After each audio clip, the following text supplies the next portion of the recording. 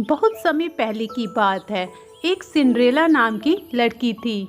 खूबसूरत होने के साथ साथ सिंड्रेला बहुत ही दयालु और समझदार लड़की थी।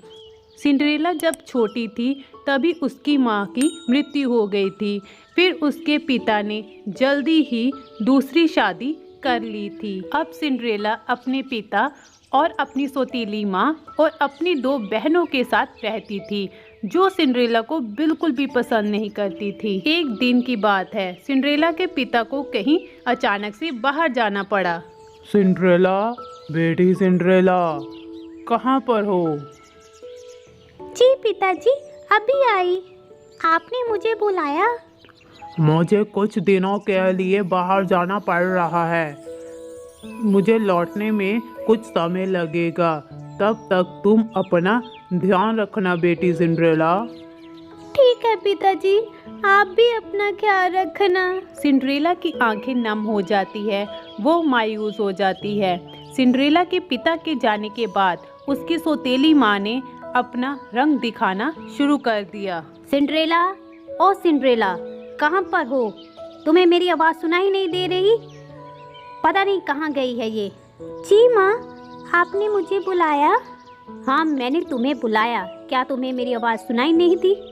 इतना बन ठन कर कौन घर पर रहता है? इन कपड़ों को उतार और दूसरे कपड़े पहन और पूरे घर की साफ सफाई कर जल्दी। सारा घर साफ होना चाहिए। जी माँ, अभी कर देती हूँ। सिंड्रेला घर की साफ सफाई करने में जुट जाती है।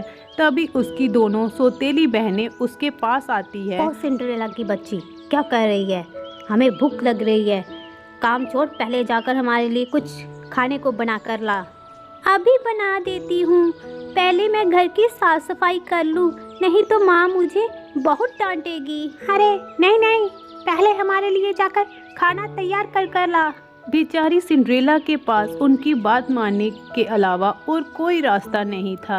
आसपास पेड़ों पर रहने वाले पक्षी और स्टोर रूम में रहने वाले चूहों के अलावा अब सिंड्रेला को कोई भी दोस्त नहीं था। सिंड्रेला सारा दिन काम में जुटी रहती और रात में अपने उन्हीं दोस्तों से बातें करते करते सो जाती थी। एक दिन राजा के सिपाहियों ने बाजार में एक घोषणा करवा दी। राजकुमार की शादी के लिए राजा ने महल में एक समारोह आयोजित करवाया है। जो भी लड़कियां विवाह योग्य हैं उन्हें उस समारोह में आने के लिए राजा ने आमंत्रित किया है।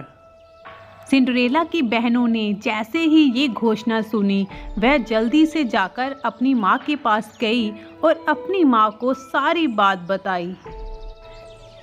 अरे वाह, तुम परेशान क्यों होती हो मेरी बच्चियों? राजकुमार का विवाह तुम दोनों में से किसी एक के साथ ही होगा।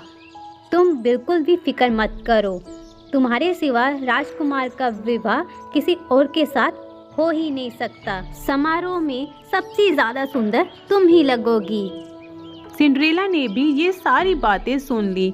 सिंड्रेला का भी मन उस समारोह में जाने का पूरा था, लेकिन वो डर के मारे अपनी बात किसी से कह नहीं सकी। सिंड्रेला की माँ और उसकी बहनों की जोर शोर से तैयारी चलने लगी। आखिर समारोह वाला दिन आ ही गया। सिंड्रेला ने अपनी बहनों की तैयार होने में पूरी मदद की। उन्हें तैयार करने के बाद सिंड्रेला ने अपनी इच्छा उनको बताई तो उन्होंने कहा, अरे राजकुमार को पत्नी चाहिए, नौकरानी नहीं। इतना कहकर वो दोनों वहाँ से चली गई। उसके बाद सिंड्रेला जोर जोर से रोने लगी। तभी उसके पास एक तेज रोशनी हुई जिसमें से एक परी निकली और उसने सिंड्रेला के पास आकर कहा, सिंड्रेला मेरी बच्ची, मेरे पास आओ। उदास मत हो, मुझे पता है तुम क्यों उदास हो। अब अपनी उदासी छोड़ो और खुश हो जाओ, क्योंकि तुम भी समारोह का हिस्सा बनने वाली हो। तुम जल्दी से जाकर मुझे एक बड़ा सा कद्दू और 4 चूहे जल्दी से ला कर दो। जाओ, जल्दी जाओ। सिंड्रेला के कुछ भी समझ में नहीं आ रहा था। सिंड्रेला, जो मैं कहती हूँ तुम वैसा ही करो। फिर सिंड्रेला दौड़कर जाती है और रसोई में से एक बड़ा सा कद्दू लेकर आ जाती है।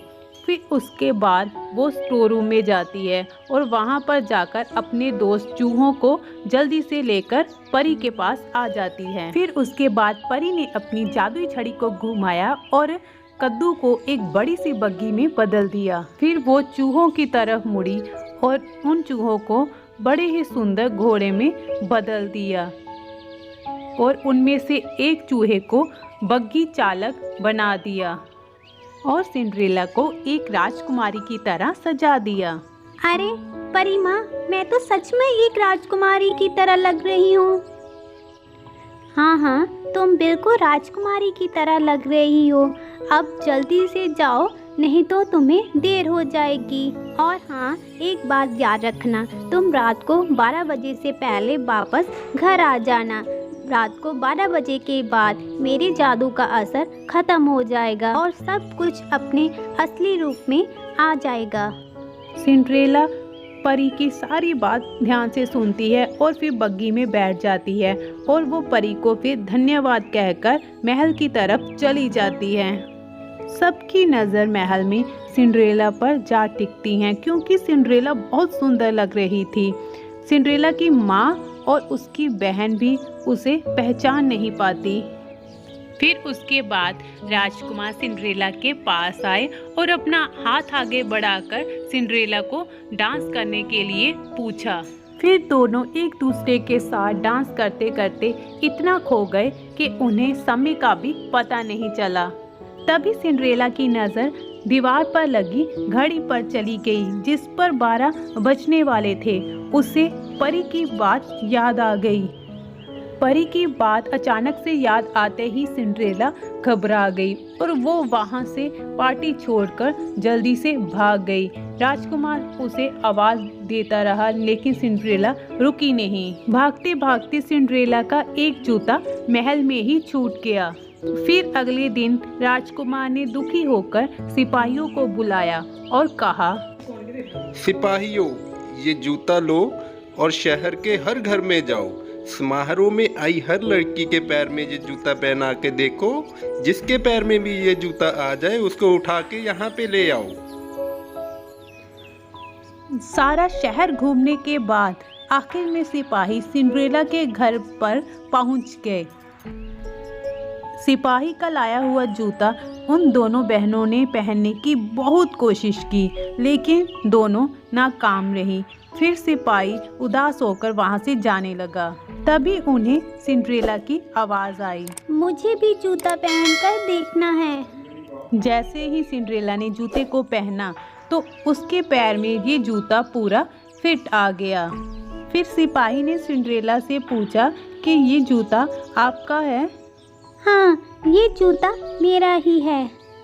इतना सुनकर सिंड्रेला की माँ और बहनें हैरान रह गई और गुस्से से सिंड्रेला को देखने लगी। लेकिन सिपाही उसी वक्त सिंड्रेला को बग्गी में बिठाकर ले गया।